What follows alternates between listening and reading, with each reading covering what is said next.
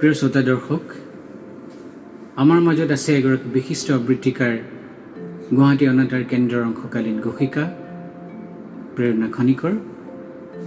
প্ৰেৰণা খনিকৰে এটি ভট্টাচাৰ্যদেৱৰ অমৰ কবিতা আবৃত্তি কৰিব খুজিছে। ননী আছনে ঘৰত এই কবিতাটো।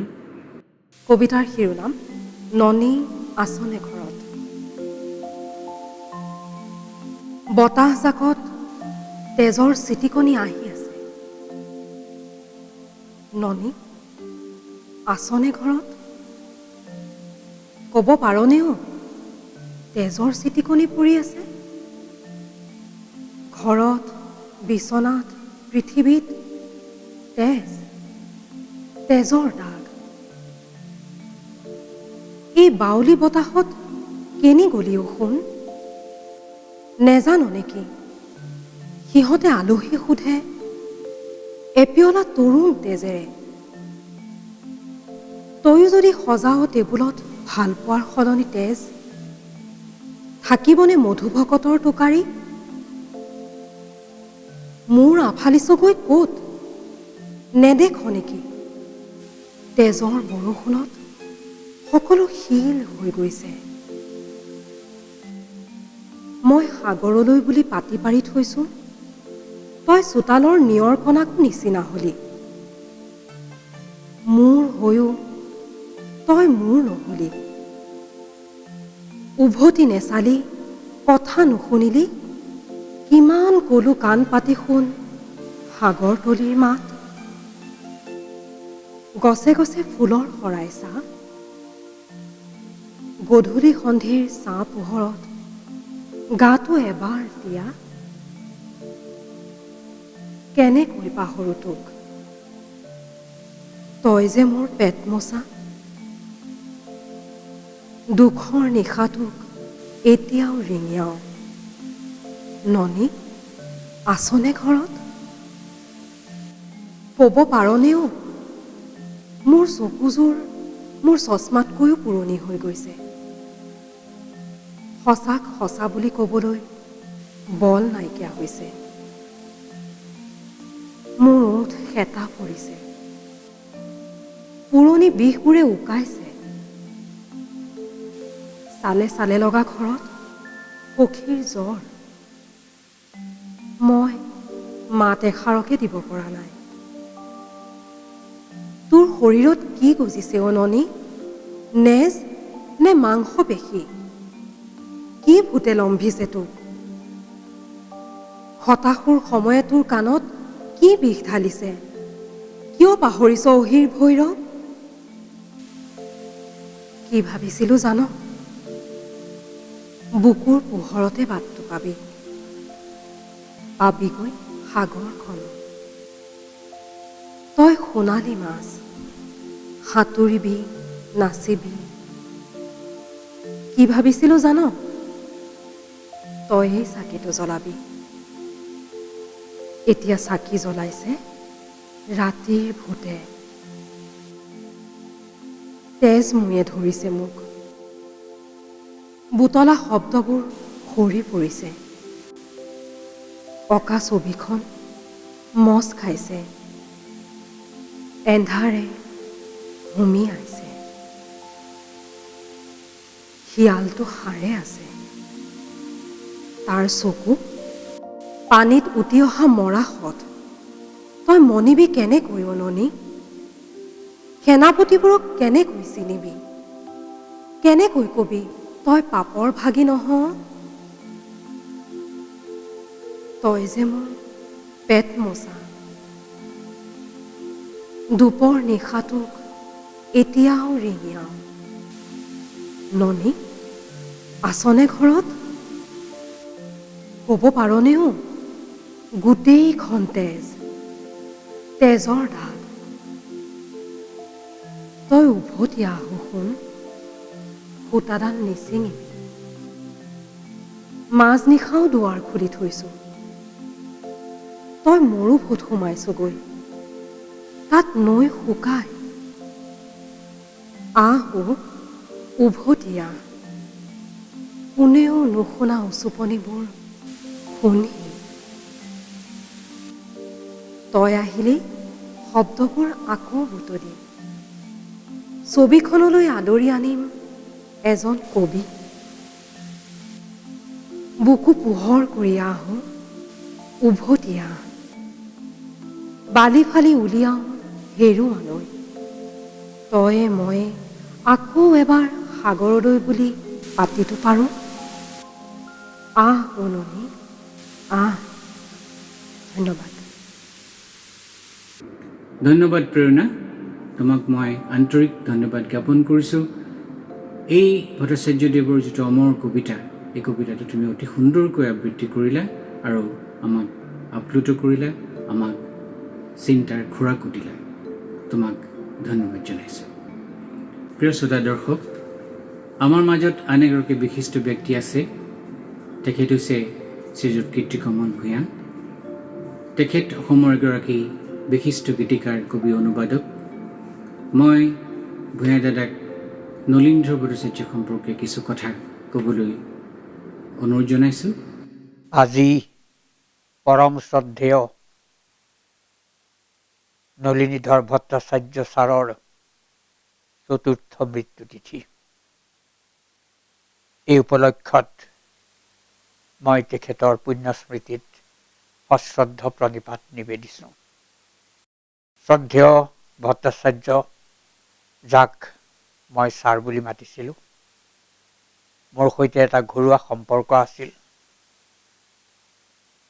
অতি ঘনিষ্ঠভাৱে ছাৰক পোৱাৰ সৌভাগ্য হৈছিল।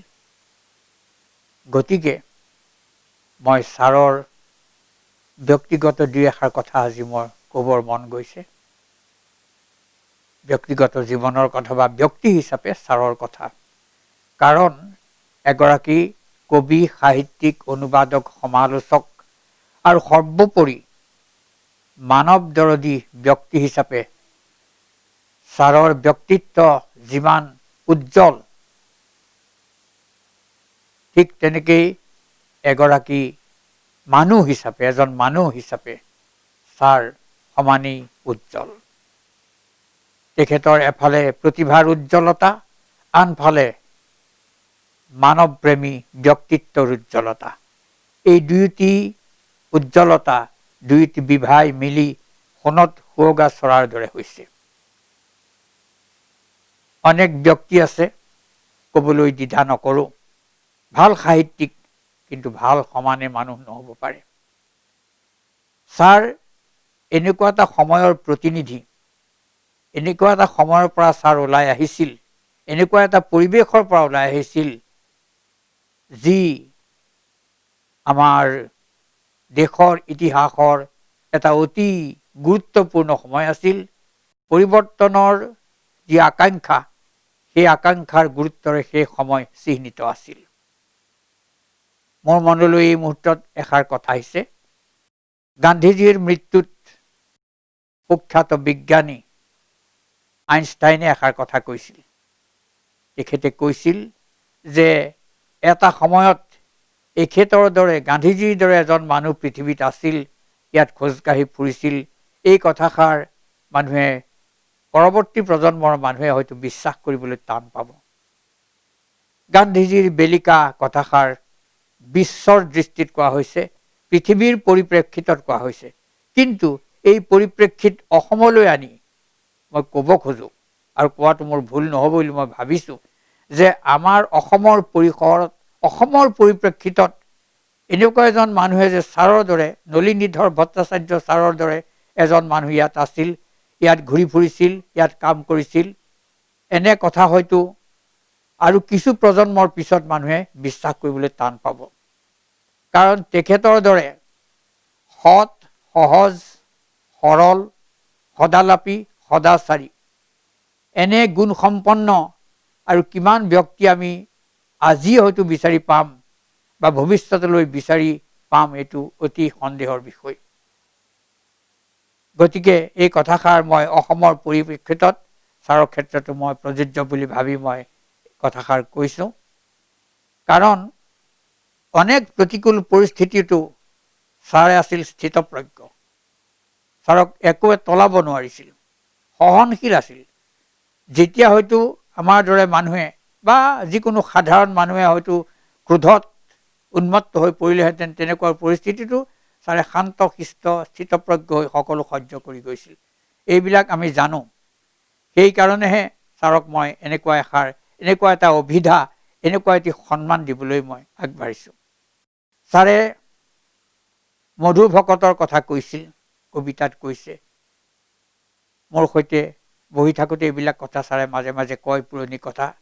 মধু ভকত, বেজবৰুৱাদেৱৰ বীণ বৈৰাগী, এই একোটাহঁত চৰিত্ৰ, কেৱল একোটাহঁত চৰিত্ৰই নহয়, একোটা যুগৰ, একোটা সময়ৰ, একোখন সমাজৰ ৰাজনৈতিক, অৰ্থনৈতিক, সামাজিক, সাংস্কৃতিক, ধৰ্মীয় পৰিস্থিতিৰ, ধৰ্মীয় পৰিৱেশৰ জীৱন্ত চিত্ৰ, জীৱন্ত প্ৰতিমূৰ্তি, জীৱন্ত প্ৰতিনিধি।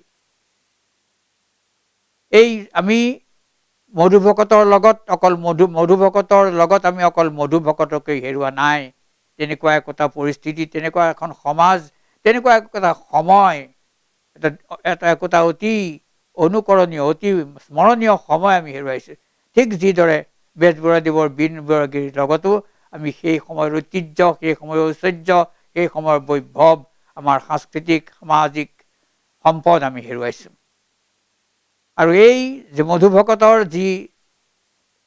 যি পৰিৱেশ, যি কথা, সেইখিনি লৈ ছাৰে গোটেই জীৱন সেই পৰিৱেশ লৈ, সেই পৰিৱেশৰ কথা ভাবি ছাৰে বহুত কাম কৰি থৈ গৈছে। কাৰণ সদায় এই পৰিৱেশে ছাৰক সদায় উৎসাহ যোগাইছিল বা অনুপ্ৰেৰণা যোগাইছিল। তেখেতে যি পৰিৱেশৰ পৰা ওলাই আহিছে, সেই পৰিৱেশে তেখেতক সদায় উৎসাহ অনুপ্ৰেৰণা যোগাই আহিছিল। আৰু তেখেতে নিজৰ ভৰিত নিজে থিয় দিছিল, এইটো এটা ডাঙৰ কথা। প্ৰৱেশিকা পৰীক্ষাত উত্তীৰ্ণ হোৱাৰ পিছৰ পৰা তেখেতে নিজেই পঢ়িছিল, নিজৰ খৰচতে পঢ়িছিল। আৰু আপোনাসকলে নিশ্চয় জানে যে অসমৰ আন এগৰাকী, আমাৰ জাতীয় জীৱনৰ আন এগৰাকী পুৰোধা ব্যক্তি, 20 শতিকাৰ এগৰাকী পুৰোধা ব্যক্তি বীৰেন্দ্ৰ কুমাৰ ভট্টাচাৰ্যদেৱ তেখেতৰ ভাতৃ। আৰু মই কওঁ যে মহাপুণ্যৱান পিতৃ মাতৃৰ ঘৰতহে এনেধৰণৰ প্ৰতিভাই জন্ম ল'ব পাৰে। এইটো অসমৰ কাৰণে, পৰিয়ালৰ কাৰণে অতি গৌৰৱৰ বিষয়। আৰু দুয়োগৰাকী ব্যক্তিৰে ভাতৃৰ যি মিলা প্ৰীতি বা চিন্তা চৰ্চাৰ মিল আছিল। আৰু আপোনাসকলে যিসকলে পঢ়িছে জানে যে শ্ৰদ্ধেয় নলিনীধৰ ভট্টাচাৰ্য ছাৰৰ কনিষ্ঠ ভাতৃ বীৰেন্দ্ৰ কুমাৰ ভট্টাচাৰ্যদেৱৰ বিয়োগত ছাৰে যিটো লেখা লিখিছিল, যাৰ শিৰোনাম আছিল কালপুৰুষৰ ছাঁ। ই কেৱল এটি দুখৰ মালিতাই নাছিল, ই গোটেই এটা ঐতিহাসিক এটা প্ৰেক্ষাপট সামৰি লৈছে। আৰু যিসকলে এই লেখাটি পঢ়িছে তেখেতসকলে নিশ্চয় এই বিষয়ে অৱগত হৈছে। বিশেষকৈ এতিয়া সুপৰিকল্পিতভাৱে, সুচিন্তিতভাৱে, সুসংহতভাৱে মিথ্যাবাদৰ প্ৰচাৰ আৰু প্ৰসাৰৰ যি জোৱাৰ আহিছে, মিথ্যাবাদক ন্যায্যতা দিয়াৰ, মান্যতা দিয়াৰ যি এটা জোৱাৰ আহিছে, যি এটা পৰিৱেশ সৃষ্টি হৈছে, এই পৰিৱেশলৈ চাই, এই পৰিৱেশৰ পৰিপ্ৰেক্ষিতত ছাৰৰ যিখিনি কাম, সেইখিনি অতি গুৰুত্বপূৰ্ণ হিচাপে আজি আমাৰ আগত ধৰা দিছে। যিসকলে ছাৰৰ লেখা পঢ়িছে, ছাৰক যিসকলে জানে, আৰু এই সমাজৰ সম্পৰ্কে, দেশৰ সম্পৰ্কে যিসকলে চিন্তা কৰে, ছাৰৰ দৰে চিন্তা কৰে, সেইসকল আজি সমানেই ব্যথিত। আৰু ছাৰ আজি থকা হ'লে নিশ্চয় ছাৰো আজি সমানেই দুখিত হ'লহেঁতেন। ছাৰৰ যি বিশ্ববিখ্যাত আৰু তাৰ সমান্তৰালভাৱে ছাৰৰ দেশৰ প্ৰতি, নিজৰ মাতৃভূমিৰ প্ৰতি, মাতৃভাষাৰ প্ৰতি ছাৰৰ যি টান বা যি স্নেহ, যি কৰণীয় বুলি ছাৰে ভাবিছিল, সেই সমুদায় আমি যদি খবৰ ৰাখোঁ, আমি যদি জানো, তেতিয়াহ'লে ছাৰক আমি এজন বেলেগ ব্যক্তি হিচাপে, সম্পূৰ্ণ আন এজন ব্যক্তি হিচাপে আমি পাব পাৰোঁ। এই ব্যক্তিত্বৰ এই দিশটো ছাৰৰ সমানেই আদৰণীয়, সমানেই অনুকৰণীয়। দেশৰ ব্যথাত ব্যথিত, ৰাইজৰ ব্যথাত ব্যথিত, সাধাৰণৰ দুখত দুখিত আছিল ছাৰ। আৰু ওৰে জীৱন সাধাৰণৰ কাৰণে ভাবি, আৰু বহুত মই দীঘলীয়া হোৱাৰ ভয়ত আৰু মই নকওঁ বেছি, সাধাৰণৰ কাৰণে ভাবি ছাৰে কেনেকৈ চকুলো টুকিছিল তাৰ উদাহৰণো বা তাৰ নজিৰো মই পাইছোঁ। গতিকে এনেকুৱা এজন ব্যক্তি মই আকৌ এবাৰ দোহাৰোঁ যে আমি আৰু অদূৰ ভৱিষ্যতে এনেকুৱা এজন ব্যক্তি অসমত হয়তো পোৱাটো টান হ'ব।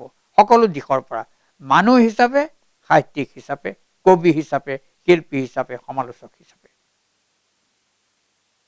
আজি ছাৰৰ এই পুণ্যতিথিত ছাৰক আকৌ এবাৰ স্মৰণ কৰিছোঁ আৰু ছাৰৰ ৰচিত এটি কবিতাৰেই মই তেখেতৰ পুণ্যাত্মাৰ প্ৰতি মোৰ পুনৰবাৰ শ্ৰদ্ধাঞ্জলি যাচিব খুজিছোঁ। মই লোৱা কবিতাটিৰ শীৰ্ষক আজিকালি। মোক আজিকালি পুৱা জগাই কিহে জানা? অঘটন ঘটাৰ খবৰে। ব্যৱস্থাপকেই হওক বা ৰিক্সাৱালাই হওক, সকলোৰে বাবেই সহজ সহনীয়। তাৰপিছত আটায়ে মতলীয়া হৈ শুনে বিজ্ঞাপনৰ ছয়ৰাগ। মই আজিকালি কি শুনি টোপনি যাওঁ জানা? ধূনাৰে উত্তাল নীলা সমুদ্ৰ কল্লোল, ডেকাই হওক বা গাভৰুৱেই হওক, সকলোৰে বাবে ই নিচুকনি গীত। ঘুমতি যোৱাৰ লগে লগে সপোনত মই দেখোঁ এডাল মলিন তাৰত চিপ লৈ থকা জীৱন। মোক আজিকালি স্কুলীয়া বতাহে কি কৈ যায় জানা? London Bridge is falling. ল'ৰাই হওক বা ছোৱালীয়েই হওক, সকলোৰে মুখত ভগা দলঙৰ গান। কোনেও নেজানে দলঙতে হয় জীৱনে জীৱনে যোগ। মোক আজিকালি ত্ৰিকালজ্ঞ পুৰোহিতে কি কৈ যায় জানা? ধৰ্মস্য তত্ত্বং নিহিতং গুহায়াম। বুঢ়াই হওক বা বুঢ়ীয়েই হওক, এই শ্লোক আওৰালে হেনো মুকলি হয় বৈতৰণিৰ গান। এই শ্লোকৰ সিপাৰি লুকাই থাকে ভোকৰ ভূগোল আৰু শোকৰ বুৰঞ্জী। এখন ফুলনিৰ কথা ভাবোতেই গ'ল মোৰ সময়, য'ত কেঁচু কুমতিও হয় সুগন্ধি পখিলা। এতিয়া মই পৰি আছো ক্ৰুচৰ কাঠত, য'ৰ পৰা যন্ত্ৰণা ধোঁৱাই। সৰুতে মাটিক পিধাই ৰদালিৰ সোণ, মই হেনো আৰু মোৰ চকু পানী সৰি পৰে ৰাতিৰ বালিত, সুৰুঙাৰে গুচি যায় জোন। ধন্যবাদ। মই শ্ৰীযুত ভূঞাদেৱক আন্তৰিক ধন্যবাদ জ্ঞাপন কৰিছোঁ, কাৰণ অসুস্থতা স্বত্বেও তেওঁ আমাৰ মাজত আজি আছে। সদায় থকাৰ দৰে দাদাক মই অন্তৰৰ শ্ৰদ্ধা জনাইছোঁ আৰু কৃতজ্ঞতা জ্ঞাপন কৰিছোঁ। প্ৰিয় শ্ৰোতা দৰ্শক, আমাৰ মাজত আছে এগৰাকী বৰেণ্য কবি আনিছুজ্জামান দেৱ ভট্টাচাৰ্যদেৱ সম্পৰ্কে, তেখেতৰ কবিতাৰ সম্পৰ্কে বিশেষকৈ কিছু কথা ক'বলৈ অনুৰোধ জনাইছোঁ। দাদা আহক, আপুনি আপোনাৰ বক্তব্য দাঙি ধৰক। অলপ আগতে আমি কি কথা পাতি আছিলোঁ? পানী চেঁচা, শিল টান, মৰাই চালি ধৰে। এই কবিতাটোৰ উপলক্ষ্যই আছিল আজি যিজন ব্যক্তিক আমি স্মৰণ কৰিবলৈ ইয়াত সংস্থাপিত হৈছোঁ, সেই মহাপ্ৰয়াণ লাভ কৰা সেই ব্যক্তি, আমাৰ সকলোৰে শ্ৰদ্ধাৰ, আমাৰ মৰমৰ, আমাৰ চেনেহৰ কবি সমালোচক নলিনীধৰ ভট্টাচাৰ্য।